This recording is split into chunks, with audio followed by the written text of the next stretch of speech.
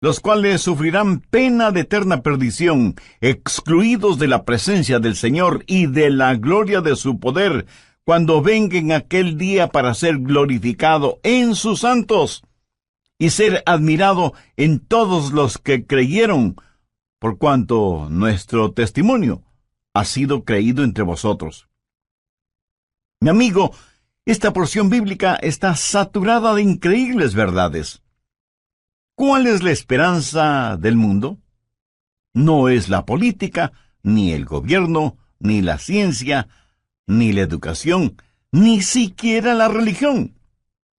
Con todo mi corazón creo que la única esperanza para este mundo es la segunda venida del Señor Jesucristo. ¡Qué glorioso será el día de su segunda venida, cuando será coronado como Rey de Reyes y Señor de Señores! En la actualidad su señorío está encubierto. Más bien yo diría que está siendo ignorado. Cuando Él vino la primera vez, vino como el humilde Nazareno. Cuando venga por segunda vez, vendrá como Rey, como Señor, y vendrá para ser glorificado y admirado por sus santos. Aquel que fue despreciado, ridiculizado, golpeado, flagelado, coronado con espinas, clavado en una cruz y enterrado en una tumba ajena, es el que vendrá por segunda vez. Y aunque su segunda venida será horrorosa para sus enemigos, será un día de gloria para sus hijos y sus hijas. Los santos de todas las edades, al pensar en su segunda venida, no dejaron de orar: «Ven pronto, Señor Jesús». En el verso 7 leemos: «Cuando se manifieste el Señor Jesucristo». Note que el apóstol no dice «si es que», sino que dice «¿cuándo?». No como pregunta, sino como confirmación. Ahora, ¿cuándo será eso? Jesús regresará en el momento preciso. La Biblia dice que Jesús vino la primera vez en el cumplimiento del tiempo. Ni un minuto antes ni un minuto después. De la misma manera, su segunda venida será a tiempo. Busque Malaquías 4:2. Mas a vosotros los que teméis mi nombre, nacerá el sol de justicia, y en sus alas traerá salvación. Déjeme decirle algo acerca de este sol de justicia. Usted no puede ni acelerar ni detener la salida del sol, ¿verdad? Pues así será la segunda venida del Señor. No podemos ni acelerarla ni detenerla, pero un día Él vendrá nuevamente. Abrirá la cortina de la mañana y alumbrará al mundo con la adorada luz de su segunda venida. Piense conmigo en lo maravilloso de esa mañana. Mire el verso 10 de 2 Tesalonicenses 1. Cuando venga en aquel día para ser glorificado en sus santos. La palabra glorificado en el original griego conlleva la idea de admiración, de asombro. Piense en lo que vamos a ver que causará nuestra admiración, nuestro asombro. Vamos a ver la realidad de su amor transformador. Aquellos que fueron necios y odiaron a Dios serán conquistados por su soberano amor. Aquellos que fueron ciegos espirituales, sus ojos serán abiertos al glorioso esplendor del Evangelio del Señor Jesucristo. Los que estaban esclavizados por los demonios de la lujuria sexual, o el licor, o las drogas, o lo que sea, serán liberados y justificados. Veremos a todos los santos de Dios resucitar con cuerpos glorificados, cuerpos como el del Señor Jesús. Y lo veremos como rey, como profeta, como sacerdote. Y no habrá vestigio de pecado en nosotros. De todas estas cosas nos admiraremos y asombraremos cuando Jesús venga por segunda vez. Pero no solo nos maravillaremos de su amor transformador, sino que también de su gracia salvadora. Pablo les dice a los tesalonicenses: cuando venga en aquel día para ser glorificado en sus santos y ser admirado en todos los que creyeron. ¿Qué es lo que nos capacita para ser arrebatados y transformados de esta manera? No por nada de bueno que hayamos hecho, sino como la Biblia lo dice tan sencilla pero sublimemente, por haber creído en el Señor Jesucristo. Su amor es el amor transformador que provocará nuestro asombro, y su gracia salvadora será motivo de nuestra alabanza.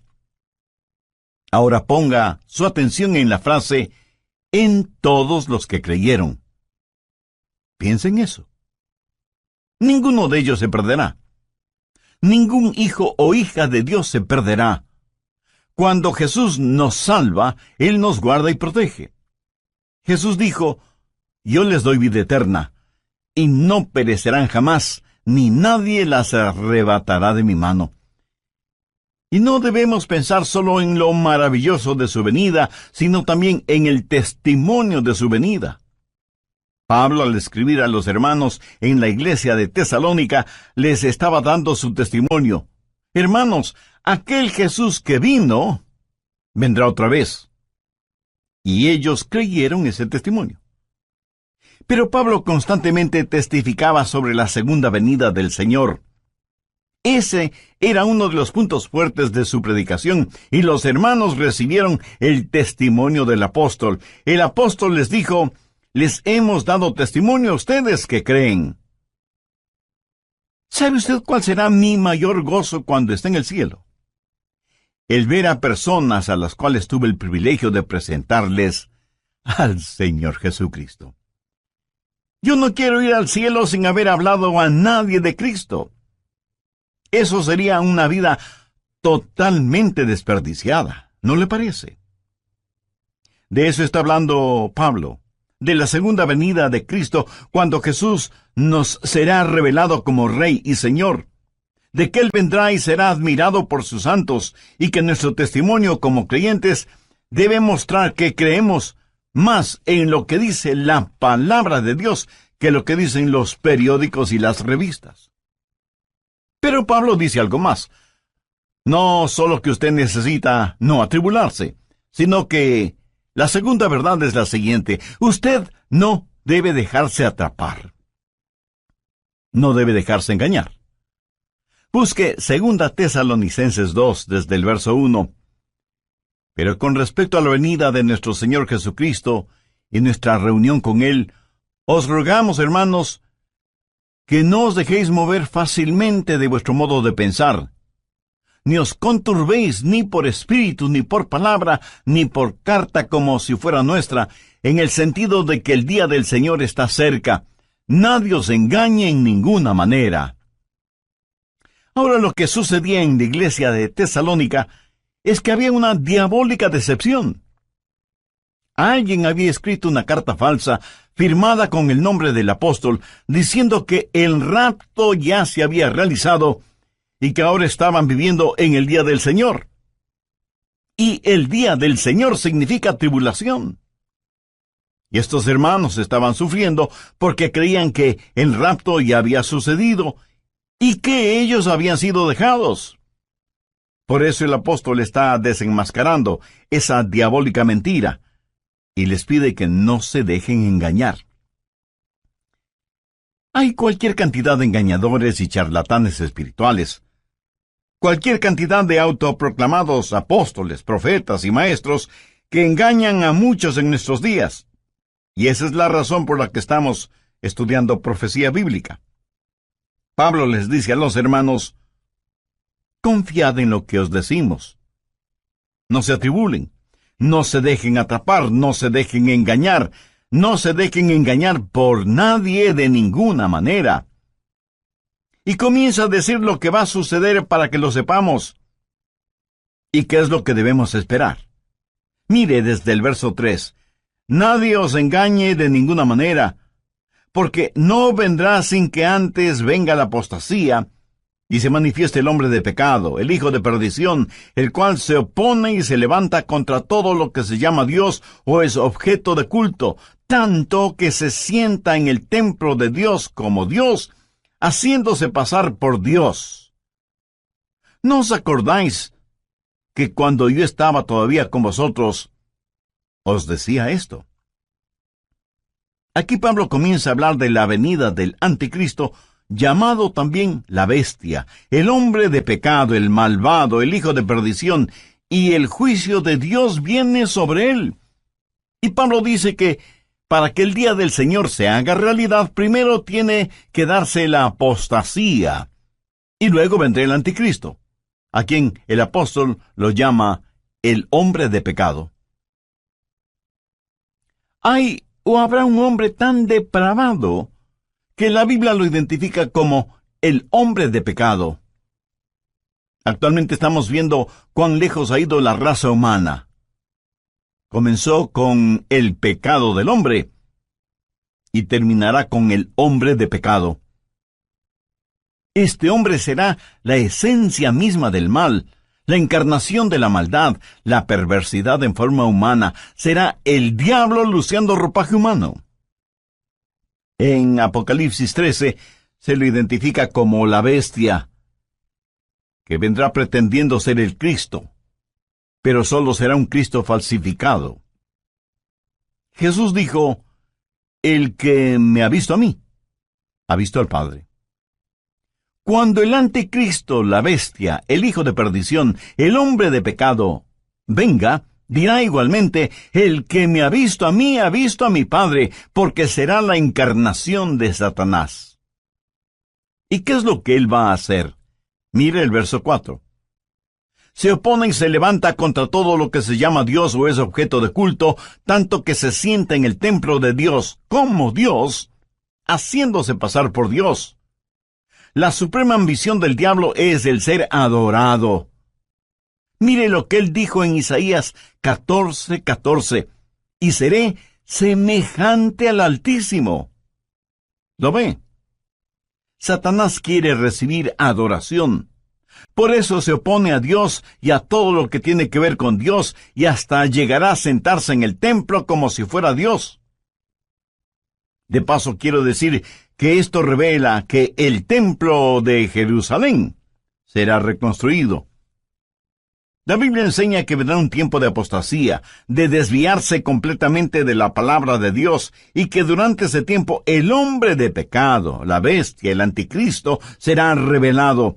Por eso Pablo dice en 2 Tesalonicenses 2:3, nadie os engañe en ninguna manera, porque no vendrá sin que antes venga la apostasía y se manifieste el hombre de pecado, el hijo de perdición. Aquí la palabra manifieste literalmente significa que va a ser expuesto, se va a quitar el velo o cortina que lo oculta. Ahora, si el rapto está cercano, eso quiere decir que el anticristo está ya vivo y presente en algún lugar de nuestro planeta Tierra, y está esperando el momento oportuno para darse a conocer, para quitarse el disfraz. El apóstol Pablo dice claramente que ya está en nuestro mundo el espíritu del anticristo. Anote 2 Tesalonicenses 2, los versos 6 y 7.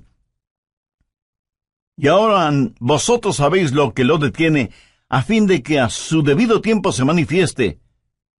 Porque ya está en acción el misterio de la iniquidad, solo que hay quien al presente lo detiene, hasta que él a su vez sea quitado de en medio. Aquí se habla del poder que restringe al diablo. Pablo dice que existe en el mundo un espíritu de iniquidad, y por eso es que la maldad es tan prevalente en nuestros días. Estuvo presente en la época de Pablo, tanto como lo está presente en nuestra época. Estamos enfrentando seres espirituales de maldad que están bien organizados, son inteligentes, invisibles, incansables. La Biblia los identifica como el misterio de iniquidad. Es una conspiración diabólica que se hará más fuerte en los últimos días, liderada por el anticristo. Sin embargo, la Biblia dice que esta conspiración está siendo detenida, restringida. Mire nuevamente el verso 7, porque ya está en acción el misterio de la iniquidad, solo que hay quien al presente lo detiene, hasta que él a su vez sea quitado de en medio. ¿Quién es el que restringe a Satanás? Verá, Satanás no puede hacer todo lo que hoy quiere hacer, pero que un día sí lo hará. Hay alguien que detiene a ese anticristo, a este superhombre de Satanás, para que no haga todo lo que quisiera hacer este mismo momento. ¿Quién tiene ese poder para restringir las actividades de Satanás?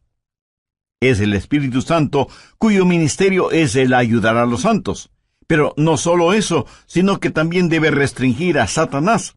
Así que el ministerio del Espíritu Santo es doble: ayudar a los santos y restringir la obra del diablo.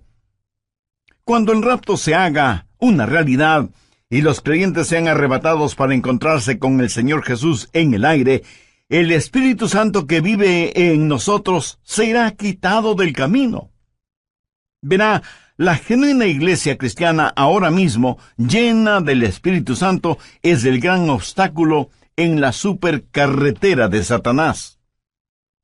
Al diablo le encantaría ver desaparecer la iglesia. El diablo quisiera detener la difusión de mensajes como este que le estoy entregando ahora mismo.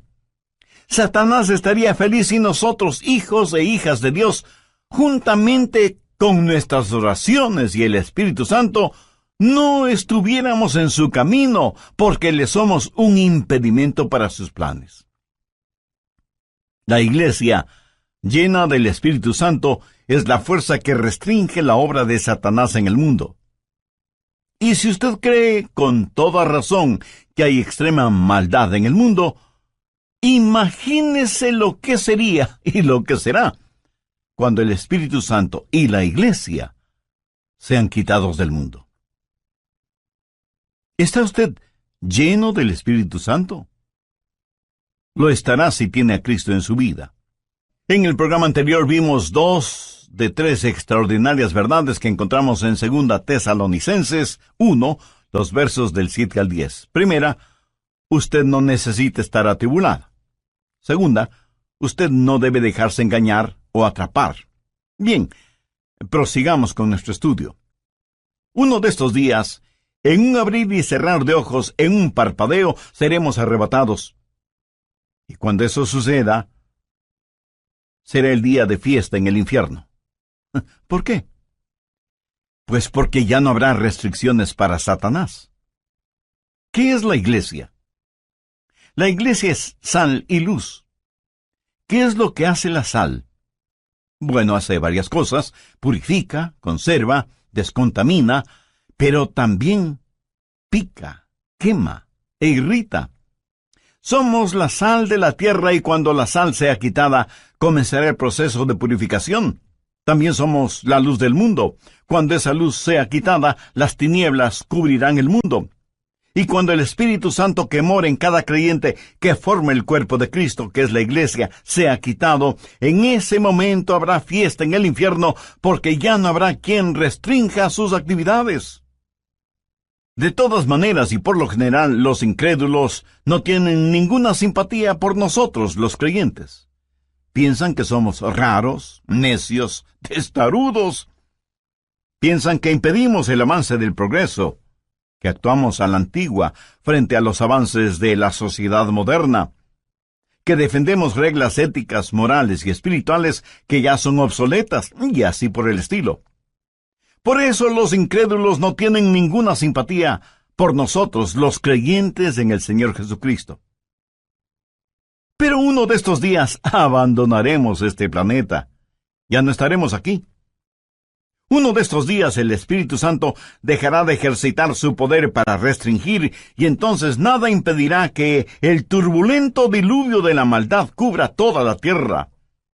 Ese es el tiempo que la Biblia lo identifica como la gran tribulación. Pablo les dijo a los tesalonicenses que no deben sentirse atribulados, que confíen en sus enseñanzas y que el día del Señor estaba cerca. Pero también les pidió que no se dejen engañar con cartas falsas o por charlatanes que mentían acerca de la segunda venida del Señor, y que el tiempo de la tribulación todavía no había llegado. La tribulación tendrá lugar después del rapto de la iglesia, después de la apostasía, después de que se manifieste el hombre de pecado, el hijo de perdición, el anticristo. Cuando usted entienda lo que el anticristo puede hacer, y lo hará, Dará gracias a Dios por el ministerio del Espíritu Santo que restringe la actividad diabólica. El anticristo será el diablo encarnado. Ahora escúcheme atentamente. El anticristo será un gran genio intelectual. Su autoridad será sobrecogedora. Su odio hacia quienes no están con él será extraordinario. Sus técnicas manipuladoras serán incomparables. Los hombres estarán listos a dar la vida por él. Las mujeres se desmayarán a sus pies y los niños pronunciarán su nombre como si fuera una alabanza. Y se presentará como un gran líder mundial. Él será parte del plan maestro de Satanás, que convertirá a este mundo en un enorme campo de concentración en donde los seres humanos, todos los seres humanos serán numerados. Este número, esta marca, será lo único que permitirá a hombres y mujeres el comprar o el vender. Él será el sumum de los Atilas, los Hitlers, los Stalins, los Idi Amins, los Saddam Husseins, que han existido y que existirán. Piense, la maldad de todos ellos en un solo hombre. Por eso la Biblia lo identifica como el hombre de pecado. Tendrá registrados a todos los seres humanos en una supercomputadora y bajo un régimen del cual no podrán escapar. Y mientras más las máquinas actúan como hombres y más los hombres actúan como máquinas, será evidente la gran tribulación. Habrá días de tortura y de terror. Y quienes no hayan recibido al Señor Jesucristo como Salvador antes de la tribulación, creerán todas las mentiras del anticristo. Veamos 2 Tesalonicenses 2, los versos 11 y 12. Por esto Dios les envía un poder engañoso, para que crean la mentira, a fin de que sean condenados todos los que no creyeron a la verdad, sino que se complacieron en la injusticia. Resumamos un poco lo estudiado hasta este momento. Primero, usted no necesita estar atribulado. Segundo, usted no debe dejarse atrapar o engañar. Tercero, usted no debe abatirse o desanimarse. Mire lo que dice el verso 8. Y entonces se manifestará aquel inicuo a quien el Señor matará con el espíritu de su boca y destruirá con el resplandor de su venida. Note que aquel inicuo específicamente se refiere a una persona, a un hombre, y es a este inicuo al que el Señor destruirá. Tal vez alguien me pregunte, pastor, ¿qué significa eso de el Señor matará con el espíritu de su boca? Bueno, gracias por la pertinencia de esa pregunta. Para contestarla, permítame a mí hacerle una pregunta. ¿Sabe usted cómo va a ser peleada la batalla de Armagedón? Por si no lo ha notado, la Biblia dice que la batalla de Armagedón se peleará con palabras que saldrán de la boca de Jesús. ¿Cuáles serán esas palabras? 2 sencillas, pero poderosas palabras. Cáiganse muertos. Eso es. Jesús los consumirá con el espíritu de su boca y con el resplandor de su venida. Amigo, amiga, lo que estoy tratando de decir es que usted no necesita estar atribulado, usted no necesita estar atrapado o engañado, usted no necesita ser abatido o desanimado. ¿Por qué? Se lo digo con toda la unción y la emoción de mi alma, porque Jesús vendrá otra vez. Permítame repetirlo hasta que lo entienda muy bien. Jesús vendrá otra vez. También deseo que aprendas lo siguiente. Hay 2 aspectos de la segunda venida de Cristo. Y cuando se habla de su segunda venida, literalmente se está hablando de su aparición física y corporal entre los hombres. No es primordialmente una determinada fecha, sino más bien una serie de eventos que sucederán cuando nuestro Señor Jesucristo venga nuevamente. ¿Cuáles son algunos de esos eventos? En primer lugar, Él viene por su novia, la iglesia, y esa venida será dulce y secreta.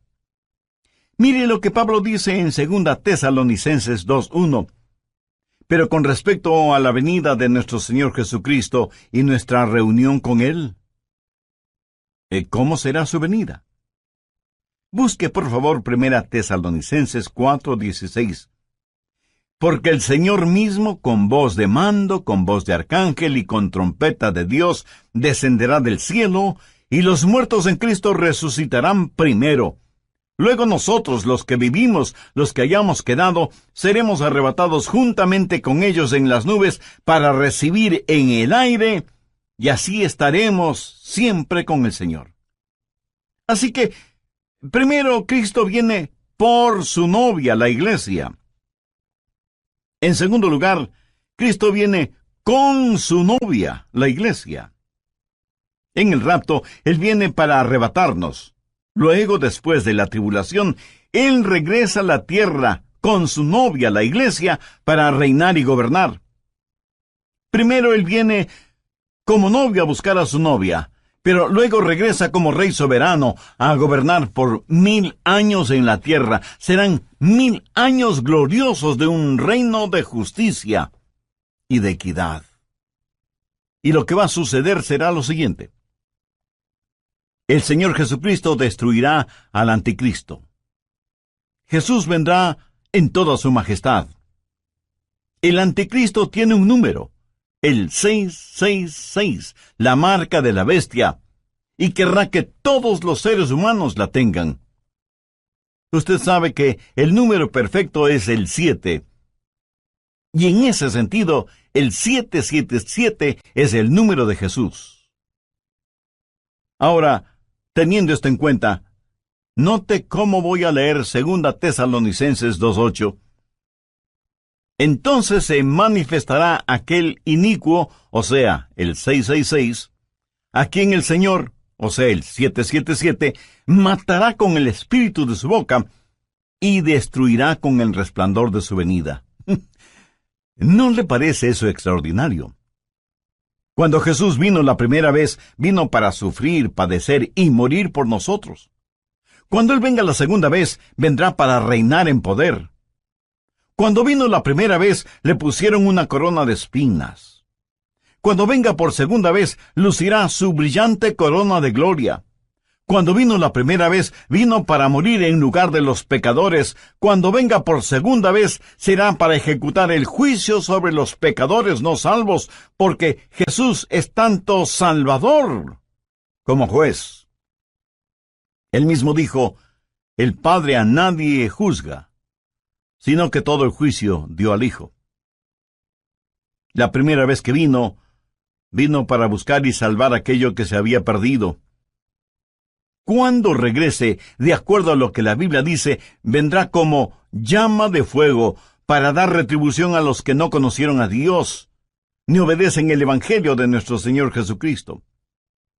Cuando Jesús vino por primera vez, vino en forma absolutamente humilde. Y aun cuando entró triunfalmente en Jerusalén, lo hizo montado en un burro. Pero la próxima vez que venga, será en poder y gloria. La primera vez los hombres le rechazaron, pero la segunda vez se cumplirá lo que ya está escrito. Vivo yo, dice el Señor, que ante mí se doblará toda rodilla y toda lengua confesará a Dios. ¿Qué hemos aprendido de las Escrituras hoy? Espero que por lo menos 3 cosas. No necesitamos estar atribulados, ni atrapados, ni abatidos. Ahora escúcheme. Si yo no conociera la Biblia, si no supiera nada de profecía bíblica, si no entendiera quién es Jesús y cuál es el plan de Dios para nosotros, le puedo asegurar que sería el pesimista más grande del mundo. Este mundo es como una tragedia escrita por Shakespeare o Cervantes. Tragedias en las cuales uno solo es el espectador, porque nada puede hacer, y menos sin Cristo. Pero así es el mundo en que vivimos. Por eso digo que si no fuera por la realidad de Cristo, por la seguridad de su palabra, por el fiel cumplimiento de las profecías, si no fuera por esas cosas, yo sería el campeón de los pesimistas. Pero no. Escúcheme, soy un convencido optimista. Sé que el Cristo que vino la primera vez regresará. Busque Hechos 1:11. Este mismo Jesús que ha sido tomado de vosotros al cielo, así vendrá como le habéis visto ir al cielo. Ahora, ¿qué significa todo esto para nosotros? Significa que estamos en los gloriosos días, que son los del principio del fin. Y necesitamos dar el siguiente paso. Mis amigos, estos no son días para aletargarnos, o para retroceder, o para callarnos, hasta que el rapto llegue y seamos arrebatados. Debemos pelear nuestra batalla hasta el límite. Yo quiero dejar este mundo como un cristiano maduro. Quiero ser mañana un mejor cristiano de lo que soy hoy. Quiero amar al Señor Jesucristo cada día más y anhelo crecer en la gracia y el conocimiento de nuestro Salvador. ¿Y qué de usted? Quiero, como el apóstol Pablo, llegar al final de mi vida y poder decir: he peleado la buena batalla, he acabado la carrera, he guardado la fe. Por lo demás me está guardada la corona de justicia, la cual me dará el Señor juez justo en aquel día, y no solo a mí, sino también a todos los que aman su venida. ¿Lo notó? El gran apóstol Pablo, al final de su vida, dijo que continuaba subiendo y subiendo. ¿Qué significa esto? Que hay un factor de intercesión. Si Jesús regresa, debemos estar orando por los nuestros que aún no conocen al Señor como Salvador. Debemos alcanzar a cuantos podamos y prepararles para el rapto. Debemos ganar almas para Cristo. Así que no tenemos solo un factor de intercesión, sino también el factor de ganar almas, de decirle a la gente acerca de Jesús. Debemos tener compasión por las almas que se pierden sin Jesucristo, así como también Él tuvo compasión por nosotros. Y hay además el factor preparación. Usted debe sumergirse en las verdades de la Biblia.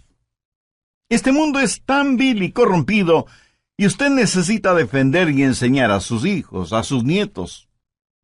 Atesore las profecías bíblicas en su corazón y compártalas en su hogar con sus seres amados, y afuera con los vecinos, y en la oficina con sus amigos. Prepárelos para lo que vendrá sobre este asunto. Yo siento verdadera pena por aquellos que no quieren entender las cosas de Dios y que por lo tanto no tienen un fundamento, una roca sólida en la cual afirmarse durante estos tiempos peligrosos que vivimos. Y finalmente, tenemos el factor del consuelo.